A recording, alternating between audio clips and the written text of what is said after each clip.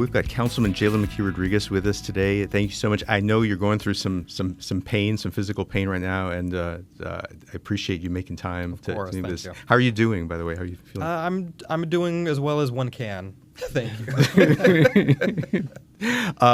Gilbert Garcia, opinion writer and columnist, joined by Metro editor Greg Jefferson. Nancy Pryor-Johnson, deputy editorial board editor. I'm going to ask you about some of the drama that's been going on with City Council. Drama? Well, I maybe just. I mean, according to your tweets, it's pretty dramatic. I mean, just fun interactions. Yeah, friendly interactions. A couple of weeks ago, you were one of 5 council members. I don't know if you all started calling yourselves the Fab Five or other people did it, but we're gonna. No, I thought it was at Block. Block of 5. Block of 5. Block of 5. Block of We 5. don't have a name. Okay. We don't have a name. And then how do you even spell Block? I saw it spelled It's a different. BLOC. Okay. Yeah. Okay. Who came up with that? I don't know. I think people had been referring to us as a block for this specific issue, and Yeah. Okay. And so this was a 5-signature memo to City Manager Eric Walsh, and kind of questioning the suitability of City Attorney Andy Segovia, raising issues about inconsistencies, lack of transparency. Obviously, it's been covered a lot in local media, but I want to give you a chance to talk about, what specific issues that you've had with Andy, things that have concerned you. For sure. And I certainly don't want to list off a host of issues or problems that, I have with Andy. I don't think it's that, and I don't think any of us maintain a running list. I think at the root was a growing sense that the trust that we once had wasn't there at that time that we filed this, at the time that we filed the memo. What happens is, I think this council is way different than previous councils before us, where we interact with one another all the time on a personal level. Mm-hmm. We talk about the things that are going really well. We talk about our personal lives. We talk about the challenges and struggles that we're having, and so that means that we hold our cards a lot less close to our chest than I think previous iterations of council have. And so when we're sharing, hey, I'm having issues with this staffer, or this idea that I have has been slow rolled, or this problem is persisting, and then you hear other colleagues say similar things, that you grow a sense of and your eye is opened.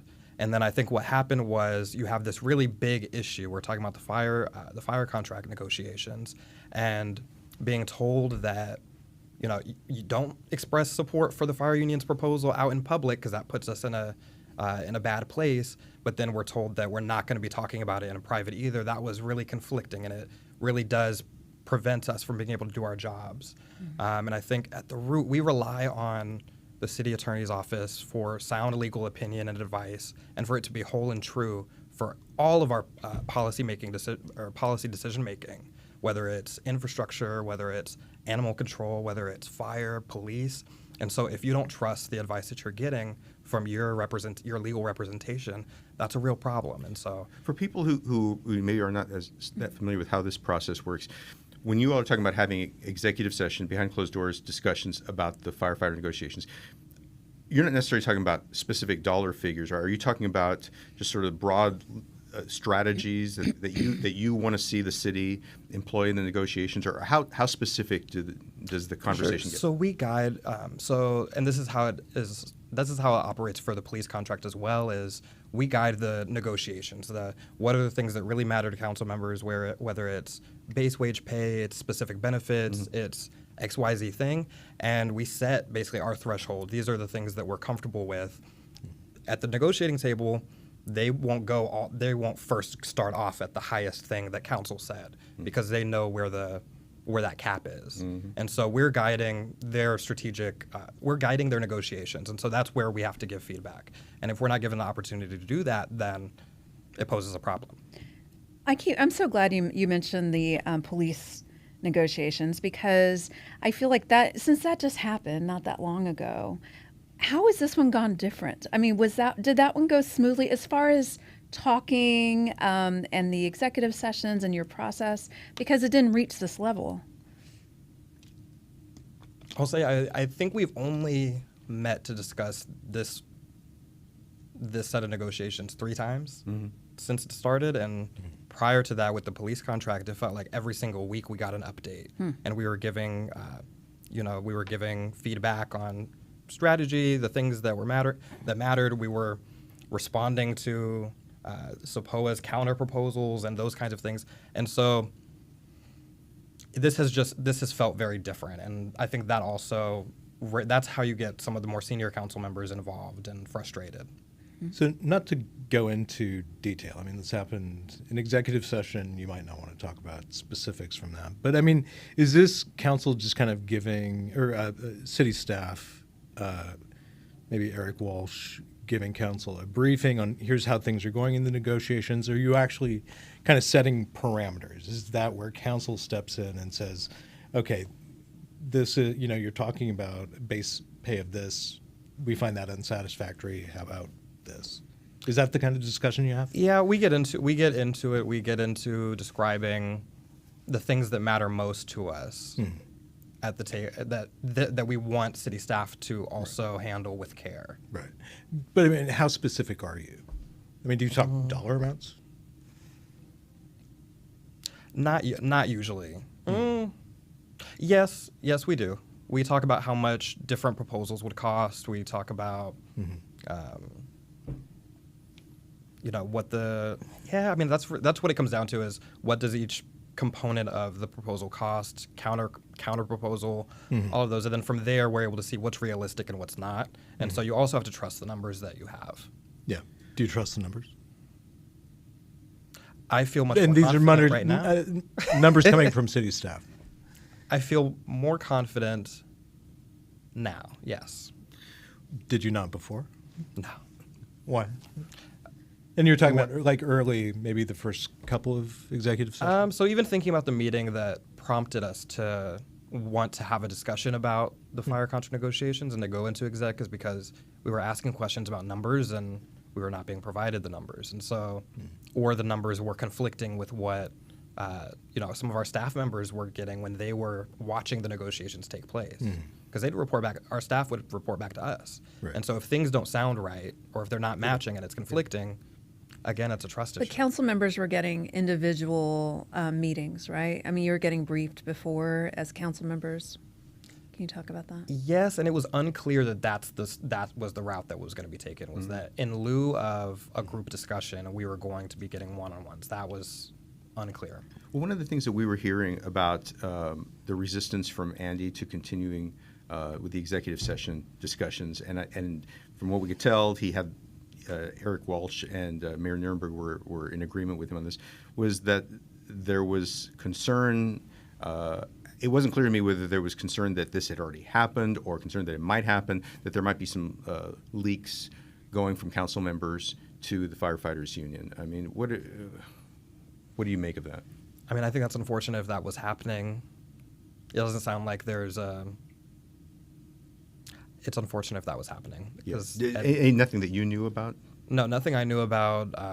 It was a surprise to me to hear it because we've been talking for quite some time about leaks in executive session, and there were tangible examples, and in this instance, no one could give anything tangible. So when you say with tangible so nothing was provided to you all to. The first time I heard that there was an issue with leaks was when Andy released a statement saying such.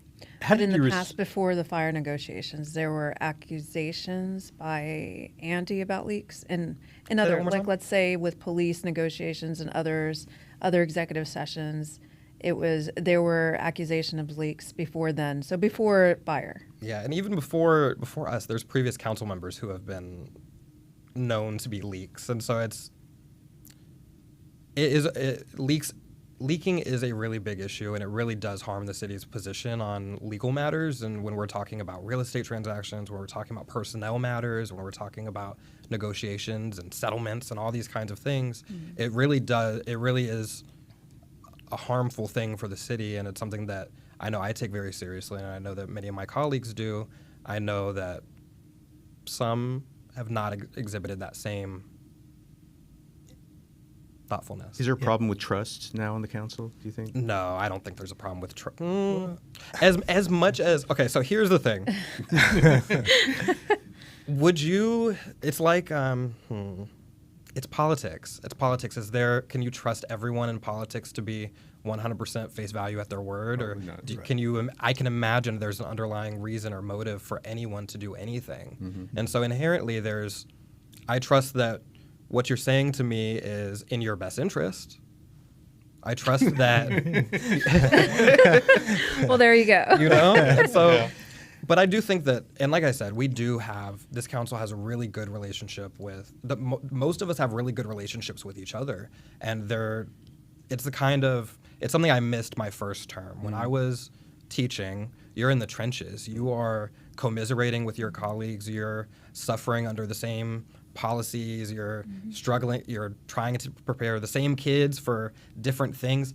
And so you build so much rapport and trust and relationship with one another. You become a family. And politics is inherently different from that kind of space. And I really missed that during my first 2 terms. But my first 2 years.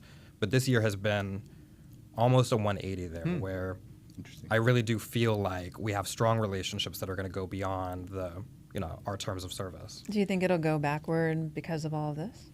No. I think there's some things that needed to be said, and I think we all have an understanding right now. Manny has shot some, he said some things about especially Melissa and stuff. You think it's not going to affect relationships? I think that, and this is one of the things that I think needed to be said, is that when you have 4 people who are running for mayor, 4 people who are in any race together, there's always an opportunity, or there's always this assumption that people are looking for an opportunity to take a dig at someone and to weaken someone else's chances of taking the seat that you want to hold. And I think unless the potential 4 mayoral contenders all come to an understanding that they're not going to do that and they're going to, rise above that, then, and that rarely happens, I don't know that their relationships are going to be strong together, but the rest of there's many of us who are not running for mayor. Right. Now, so basically, Andy Segovia is your counsel is his client. How did you feel about your attorney going to the public and saying, "I really don't trust my clients to keep a secret, to keep details of what we say about the firefighters negotiations in executive session private"?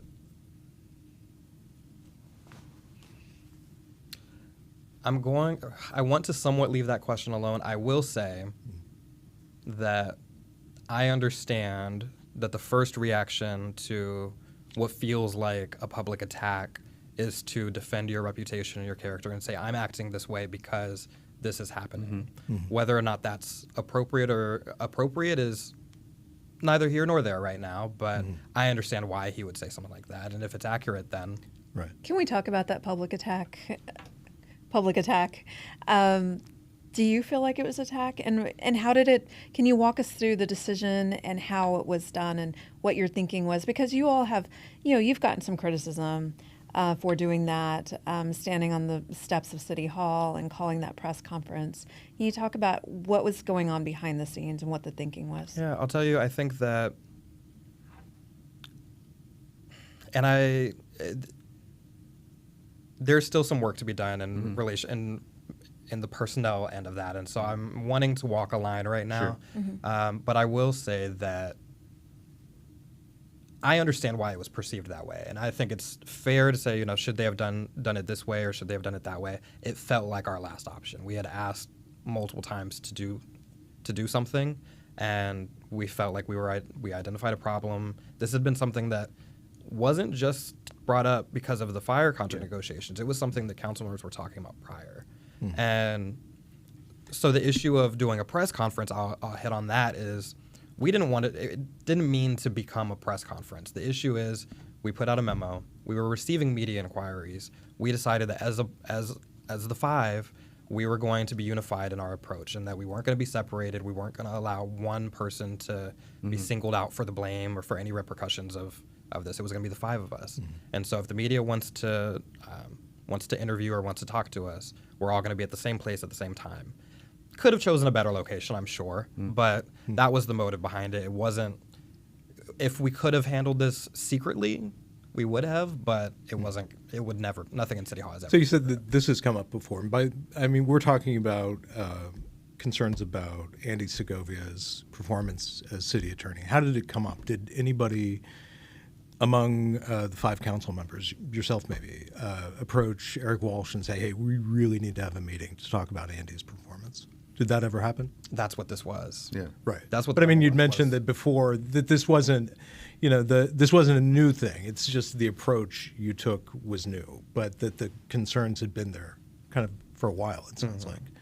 But had anybody tried to, set up a meeting like you had on Wednesday to discuss his performance? That's what this was. So Okay, that's got what it. the request was to have an executive session to discuss personnel. It wasn't meant to be Right. this whole thing. People asked, "Do you want him to be fired?" And some people gave their honest belief on that.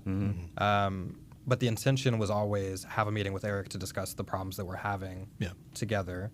And then it became a thing where some folk in the media found out and reached out, and so we responded together. Well, a backdrop to the firefighter negotiations is news that Eric Welch presented to you all recently, which was a projected $10.6 million budget deficit over the next 2 years.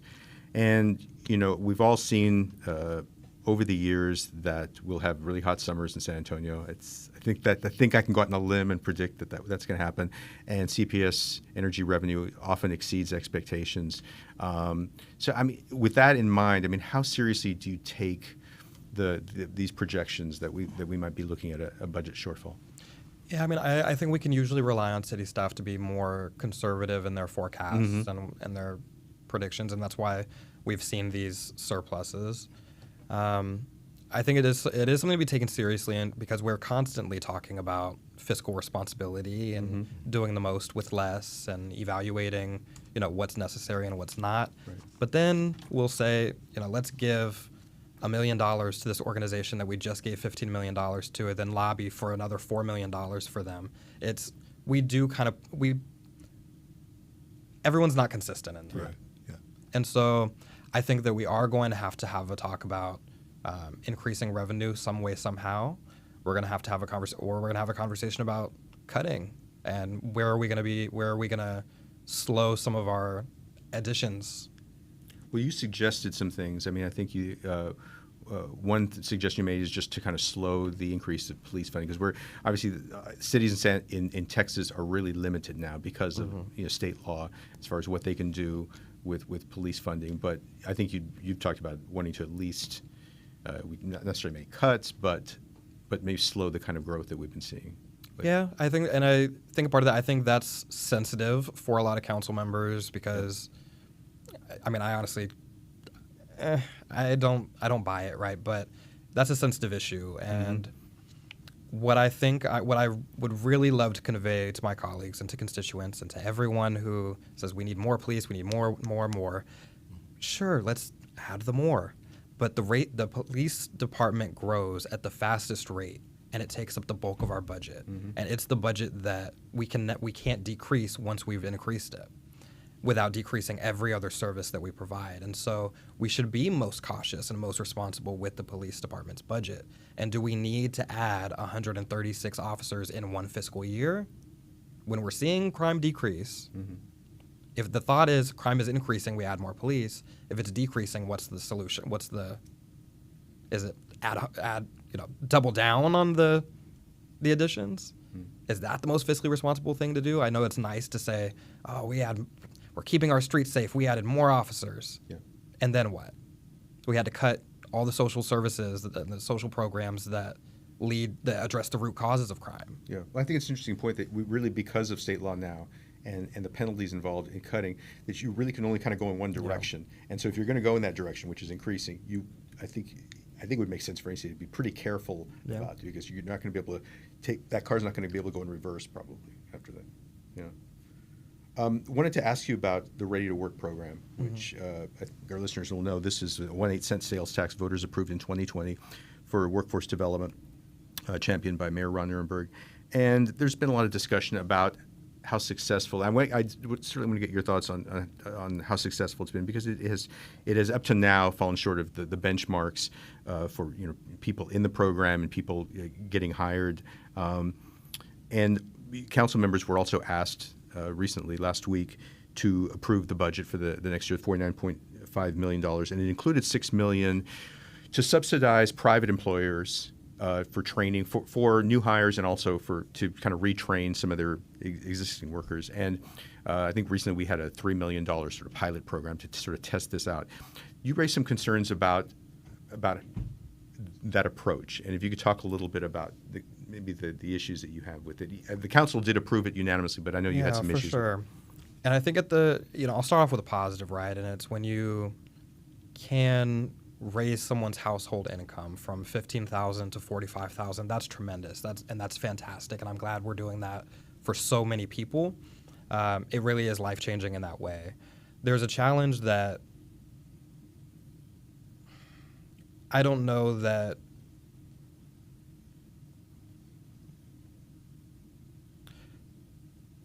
there's some fixing that I think businesses need to be accountable for. Mm-hmm. Because if you have issues of worker retention, for example, that's something that folk in favor of the program came and were speaking about at public comment. If you have problems with worker retention, job training is not going to help you. Job training is not going to be the solution to that. You're going to have to do some internal evaluation, decide what is it about your workplace that makes it so that people don't want to be there. Because folk in my generation are not going to stay somewhere where they're not appreciated, where they don't find value, and where they don't feel like they have the capacity to grow. So I think there is an opportunity with this program to give someone the opportunity to grow. I do challenge the fact that we needed to be the ones to subsidize that. The workplaces should have been doing that. And in some cases they do. I mean, they spend on that. I mean, that was the. I mean, isn't that how business normally works? Yeah.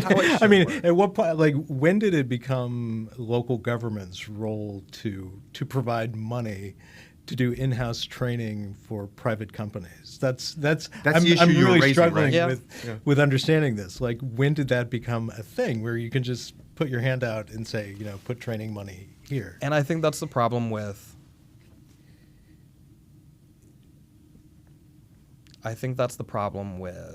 Or there's an inconsistency there where if you give money if you say we gave direct cash to residents, and we said we're going to do a pilot program where we give 50,000 households $1,000 and see what happens at the end of the month, you would have so much, and that's an outrageous 50,000 households, right? Yeah. But you would get so much backlash from the business community. Mm-hmm. You right. See the same. Yeah, you see the same thing where it's. That's social. Very true. Right. And so we're giving you this money to do something that you should inherently be doing. It's a function that we're we're making easier for you. Yeah. And so what is going to be the outcome of that? Mm-hmm. And so that's a very valid criticism. It's one that I think many of us on the dais maintain. At this point, we're wanting to see what works and what doesn't work, and so.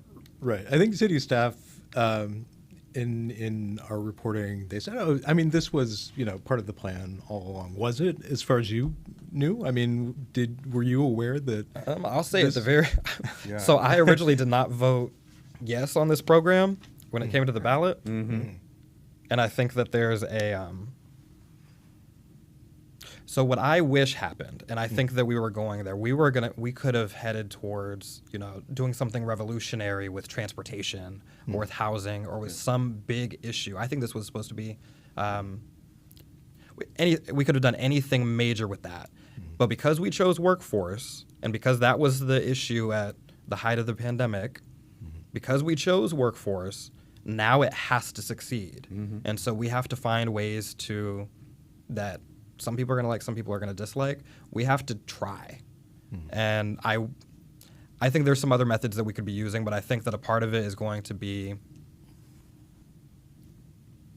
having businesses really evaluate. I already said that part. Yeah. Well, I think the argument that has been made for this, for subsidizing the employers, is that they were getting feedback, the city was getting feedback from employers saying, well, it'll work better if we can do it in-house, right? Is that more or less what they're...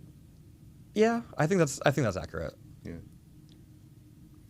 I mean, if they're training existing workers, and not, I mean, we're not talking about taking graduates of the Ready to Work program and putting them to work and then training them. We're talking about existing I'm treading lightly on this workers. program. I just want y'all to know I'm treading very lightly. Very I mean, I diplomatic. did see a really good example, and I had not seen a good example of it. But I did see a good example. I think it was over the weekend. It was on Facebook, and it was an employee. I think he was at University Hospital, and he started off like in janitorial, and then he went off and got certificates, and now he's a manager of another department, which But I mean, shouldn't a good workplace We wish make probably that went kind from of training 15 to available? 45,000. And that's, I think, a part of what Right. people want to see. They want to see upward mobility. They want to Yeah. see rise in wages. They want to see these things that should be taking place in But workplaces. I mean, the thing is, Should have we're already still been in a relatively happening, to your tight point. labor market Yeah. where, I mean, finding workers is still a struggle. So what you've found is employers creating more. I mean, apart from increasing hourly wages, which you've seen since the pandemic, they've also been instituting more training opportunities to do exactly that. So I'm still at a loss. Still don't know why Ready to Work is. and a doing part of this. that is that we have a workforce. Right. We have people who need and want jobs, but if they don't want to work for you, you need to figure out why they don't want to work for you. yeah. That's the same thing. That's the same thing for me. And I made this point is that I've had the privilege now of a new point of perspective that I'm an employer of nine now, and if they aren't happy, if they aren't trained, if they don't feel like they can do their jobs, if they don't feel respected, if they don't feel like they have a comfortable work-life balance, and if I have a challenge with retention, that's on me. Yeah. And I have to figure out how I'm going to fix that. I can't ask somebody to give me money to train them. Or maybe you can now. Well, if my team wants training, they can. I'll make it work within my budget. I wanted to ask you about the charter review process and the recommendations from the Charter Review Commission. They've recommended that we drop the caps on city manager pay, which I think is now 10 times. It can't exceed 10 times the lowest paid city employee, so that puts the cap at about $370,000 right now. Also limits the city manager to 8 years in office. So we would drop those. City council pay would go from $45,722 to $80,000, and the mayor would go from $61,725 to $95,000, and council and mayoral terms would go. The limit would still be 8 years, but you'd have 2 4-year terms instead of 4 2-year terms. How do you feel about all this stuff? Well, that's a lot of different things to have. That's a lot true. Of feelings That's on. true. We'll break them down one by one. I'll say. Let me see. Let me start with city manager. Yeah. I think I understand, and I do believe we could. The issue with salary, right? I think there's a fix inherently baked in is that if your lowest paid workers see a rise in pay, so does the city manager, and I think that's a unique strategy. Something I would be for. I think that's something that would have a huge impact on our budget, though, because then you don't want to create an issue of compression where we already have an issue of compression, but you don't want to see folks start here, then the people who have been working so long are not able to rise at that same pace. So you would want to make way for every single worker to receive pay, better compensation. On the point of finding a good city manager, we're a big city. We're not gonna be able to find a big city manager who at a competitive wage the way that we are looking right now, and to say you're gonna be let go in 8 years. Yeah. I think that, and that's the role of city. And I know that people like the idea of, holding the city manager accountable and say you have 8 years, but that's really our job as council members. You elect us, and if the city manager is not acting in our constituency's best interests, we have the authority to let him go and to find somebody new. And we need to be best positioned to hire whoever we want. But that our pool is going to be extremely short. Yeah.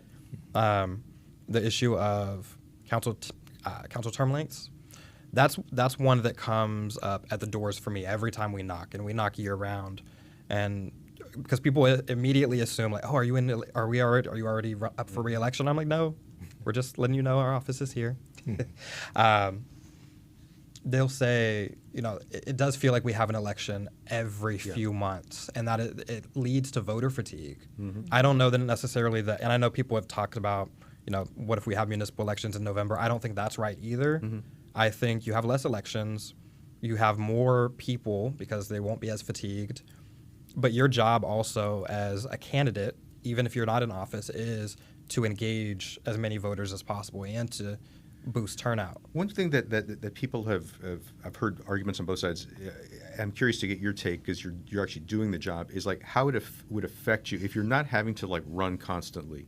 If you're not, you still have to fundraise, but there's not the constant pressure.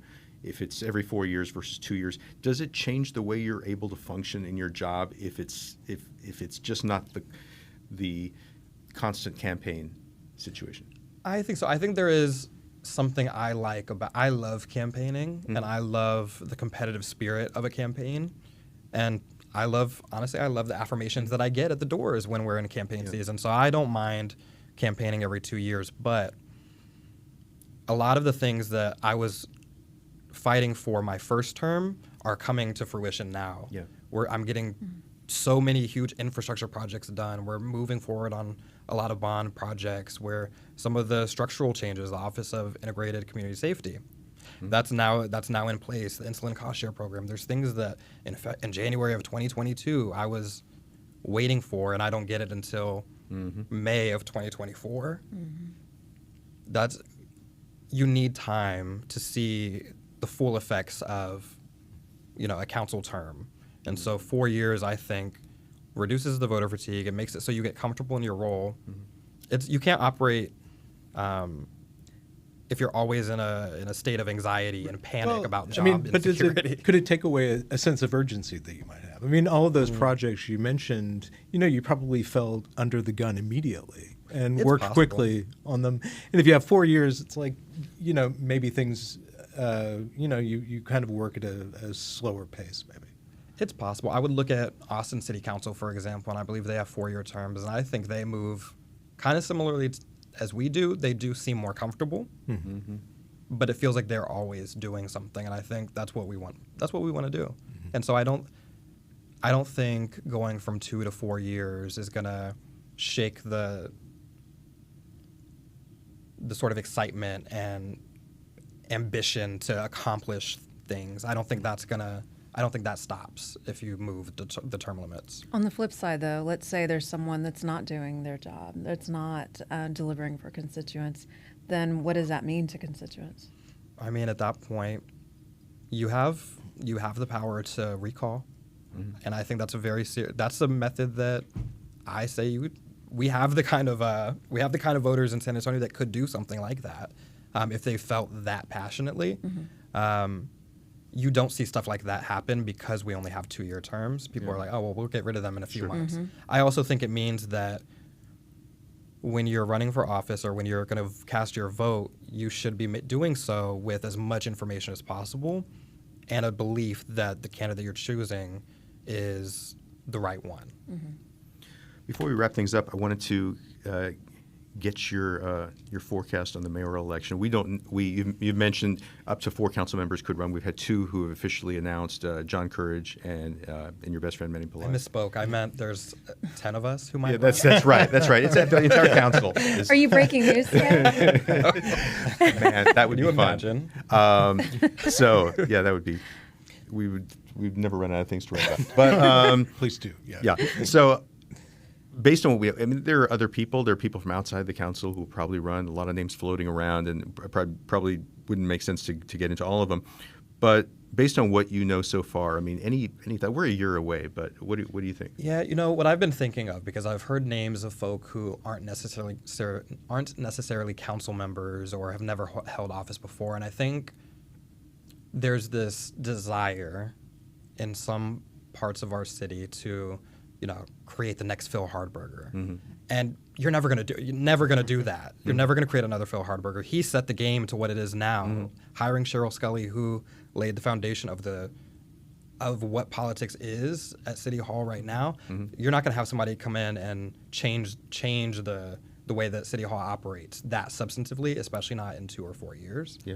And I would find it.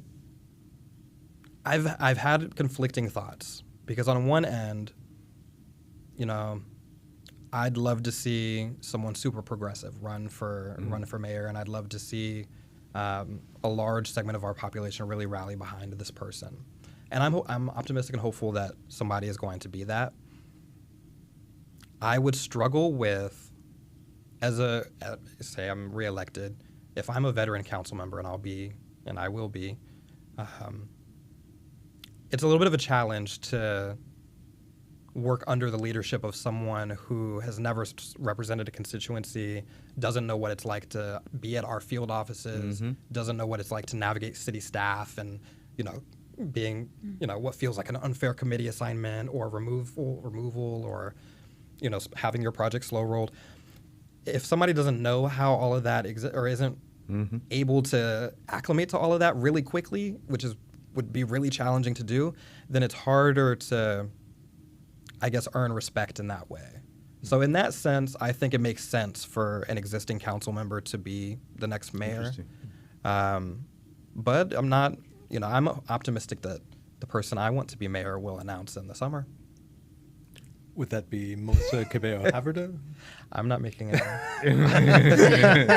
Well, I mean, What makes you we think know there are that, though? 4. 2 have already announced, and you've gone on X to say It could be someone. Are John Courage or Manny Melissa Pais- actually got a lot of really good feedback after the press conference, after everything that happened.